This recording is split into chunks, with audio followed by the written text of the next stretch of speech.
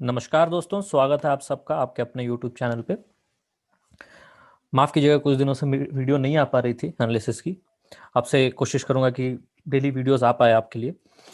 तो चलिए देखते हैं कल के लिए कौन से स्टॉक्स हैं और कैसे हम ट्रेड करेंगे और क्यों।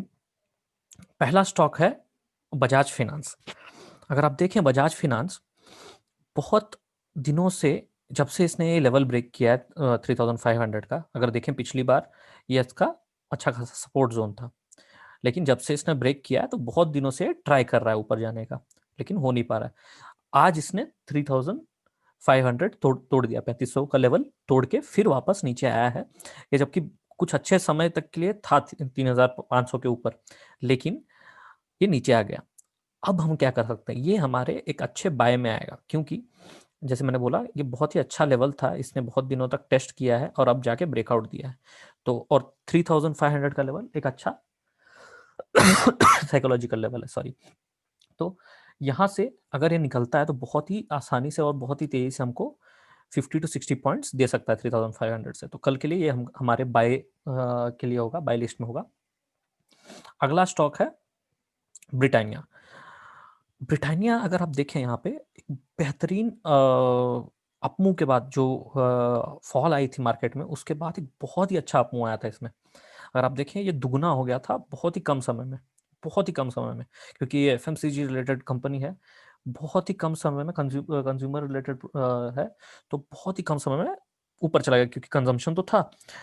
लेकिन जब से इसने फॉल करना शुरू हुआ है और जो जब से लेवल तोड़ा है इसने 3600 का लेवल, उसके बाद से अगर आप देखें ये 3400 का लेवल एक बहुत दिनों से टेस्ट करते जा रहा है। और अब इसको देख के ये लग रहा है कि ये एक बार यहाँ से अगर ये निकलेगा, नीचे तोड़ेगा, तो बहुत तेजी से 3300 तक आ जाएगा। हो सकता है कल के सत्र में ही आ जाए। तो 3400 लेवल एक बार तोड़े तो बहुत ही अच्छा डाउन मूव हमको देखने के लिए मिल सकता है। तो कल के लिए हम यही प्लान करेंगे कि ये यहाँ से हमको मिनिमम कुछ 20 to 30 पॉइंट्स मिनिमम दे जाए, अगर 3500 के आसपास, 400 के आसपास खुलता है। तो ये हमारा अगला स्टॉक है, ये सेल के लिए है। अगला है हीरो मोटोकॉर्प। अगर हीरो मोटोकॉर्प आप देखें, जहां से इसने गिरना शुरू किया है, तकरीबन 3400 से गिरना शुरू किया है और 2800 पे आके रुका है। अगर आप देखें एक बहुत ही अच्छी ट्रेंड लाइन बनी है, स्टीप ट्रेंड लाइन है। और इस ट्रेंड लाइन को पहली बार इसने ब्रेक करके ऊपर क्लोज किया है। और एक अच्छी बात जो आप देखेंगे, जो ग्रीन कैंडल्स थी वो पहली बार अच्छी ग्रीन कैंडल बनी है कंपेयर टू दिस। ये जो है ये बहुत ही स्ट्रांग ग्रीन कैंडल हम नहीं बोल सकते। और जो इसके लिए एक सपोर्टिंग चीज है, इसका लो जो है वो हाई होते जा रहा है, हायर हाई हायर लो बनते जा रहा है। तो ये बहुत ही अच्छे संकेत हैं इसको कल के सत्र में बाय करने के लिए। तो हम कल इसको बाय करेंगे, हो सकता है कल के सत्र में हमको 3000 का लेवल भी टच करा दे। तो कल ये हमारे बाइंग लिस्ट में होगा। अगला स्टॉक है इंडसइंड बैंक। इंडसइंड बैंक अगर आप देखें, बहुत दिनों से तकरीबन पूरा अक्टूबर महीना इसने यहीं पे बिताया है, एक लेवल पे ऊपर नीचे होता गया है। लेकिन एक बार जो इसने अब इस समय तोड़ा है, तो हो सकता है कि बहुत ही तेजी से कुछ 10-20 पॉइंट कल के सत्र में हमको दे दे। अगर ये कल 3000, अरे 600, 650 के आसपास का लेवल तोड़ता है, तो हमको बहुत ही तेजी से और जल्दी हमको 10-15 पॉइंट दे सकता है। तो कल इसको हम अपने बाइंग लिस्ट में रखेंगे। अगला स्टॉक है कोटक महिंद्रा बैंक। अगला स्टॉक है हमारा कोटक महिंद्रा बैंक। अगर आप देखें जो अपमूव आया था, उसके बाद इसी कैंडल के रेंज में ये एक हफ्ते का कैंडल बना है, ऑलमोस्ट एक 1 वीक 5 डेज का कैंडल आप देखें तो एक ही रेंज में बना है। और ये 600 लेवल को तोड़ने की, 1600 लेवल की तोड़ने की कोशिश कर रहा था। अब कल भी इसने 1600 तोड़ा, आज भी 1600 तोड़ा, लेकिन आके नीचे क्लोज कर दिया। अब कल के सत्र में हो ये सकता है कि अगर ये थोड़ा सा भी गैप अप खुलता है, मान लीजिए 600 के नीचे ही, 1600 के नीचे नीचे भी गैप अप खुलता है, तो हमको बहुत ही अच्छा अपमूव मिल सकता है इसमें।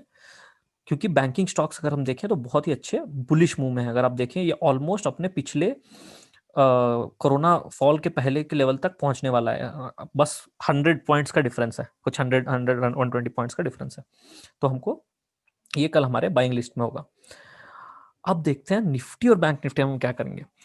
लगा लेते हैं दोनों को साथ में, क्योंकि समझने में आसानी होगी, क्योंकि दोनों के बहुत ही अलग अलग तरह से मुंह मुंह आए हैं। तो बहुत ही अच्छा होगा हमारे हमको समझने के लिए उसको। हाँ, तो अगर आप देखें, अगर देखें निफ्टी में, तो निफ्टी में एक ही लेवल पे बहुत दिनों से कंसोलिडेट हो रहा था। करेक्ट। एक ही लेवल पे विक बना रहा था, मतलब रिजेक्शन हो रहे थे, नीचे से बायर्स हैं, बायर ऊपर पुश किए जा रहे थे, सेलिंग आ रही थी लेकिन बायर्स ऊपर ऊपर पुश कर दे रहे थे। लेकिन बैंक निफ्टी में आप देखिए कंटिन्यूअस अपमूव है, कंटिन्यूअस अपमूव। अगर आपको याद होगा तो इस लेवल के आसपास मैंने बोला था कि हमको आराम से बैंक निफ्टी में 2000 से 3000 पॉइंट्स की एक बहुत तेज की रैली दिख सकती है।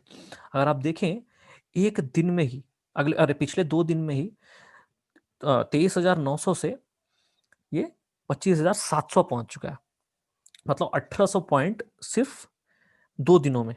तो और यहाँ से अभी भी लगता है मुझको कि 26,200 और 27,000 तक भी जा सकता है।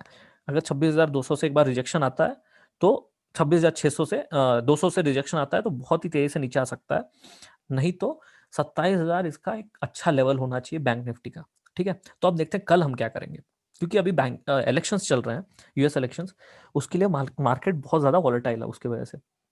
तो हमको ये ध्यान देना है कि हमारा जो एसएल है वो बहुत ही ध्यान से लगाना है, क्योंकि वॉलेटिलिटी की वजह से होगा ये कि आपका टारगेट तो आपको मीट हो जाएगा, लेकिन कभी कभी ये होगा कि पहले एसएल होगा, एसएल लेके जाएगा, उसके बाद आपका टारगेट की तरफ जाएगा मार्केट। तो बहुत ही ध्यान से एसएल लगाना है आपको। कल निफ्टी में ये कर सकते हैं, क्योंकि निफ्टी में आप देखें तो ब्रेकआउट हुआ है, बहुत ही अच्छा ब्रेकआउट हुआ है निफ्टी में। क्या हुआ है, क्योंकि बहुत 3 दिनों से ऊपर की तरफ ट्राई कर रहा था, हो नहीं पा रहा था, और इस बार जाके 700 के ऊपर, 11,700 के ऊपर जाके और 11,800 के ऊपर भी क्लोज कर दिया है। तो हमारा अगला टारगेट अगले 2 दिनों में टारगेट ये होना चाहिए कि ये 11,900 तक जाए, क्योंकि पिछली बार जो रिएक्शन आया था यही लेवल, यहाँ तक जाके अगर एक थोड़ा देर रुकता है तो हमारा नेक्स्ट बाइंग का डिसीजन बन जाएगा 12,000 लेवल के तक के लिए। लेकिन कल देखते हैं कहाँ खुलता है। अगर ये फ्लैट या गैप अप खुलता है तो मैं वेट करूंगा कि थोड़ा सा नीचे आ जाए, क्योंकि देख रहे हैं अगर यहाँ पे नहीं तो भी, अगर आप देखें बैंक निफ्टी में भी यही स्ट्रैटेजी होगी कि थोड़ा सा अगर गैप अप खुलता है तो मैं थोड़ा एक्सपेक्ट करूंगा कि थोड़ा नीचे आ जाए मार्केट, क्योंकि अगर आप देखें गैप अप खुल जरूर रहा है लेकिन ऊपर जाते जा रहा है, मार्केट ऊपर जाते जा रहा है, तो कहीं भी प्रॉपर प्रॉफिट बुकिंग नहीं हुई है। अगर देखें अराउंड 2,000 पॉइंट का मुंह दे दिया लेकिन प्रॉफिट बुकिंग नहीं होती, तो हल्की अगर प्रॉफिट बुकिंग हो जाए ना तो बाइंग करने में खुशी होगी इधर। तो कल का प्लान यही रहेगा कि अगर थोड़ा सा नीचे आ जाए, मान लीजिए 25,500 या 25,400 के आसपास से यू टर्न ले रहा है बैंक निफ्टी, और ये 11,800 या 11,760 के आसपास से अगर यू टर्न ले रहा है तो हम बहुत ही अच्छे से इसको बाय करेंगे। अगर गैप अप खुलता है तो आपको प्राइस एक्शन का ध्यान देना पड़ेगा।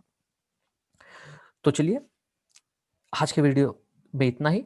अगर आपको वीडियो समझ में आई और अच्छा लगा हो तो प्लीज़ वीडियो को लाइक ज़रूर कर दीजिए, सब्सक्राइब कर दीजिए चैनल, क्योंकि आपको हमेशा अपडेट मिलते रहें। धन्यवाद।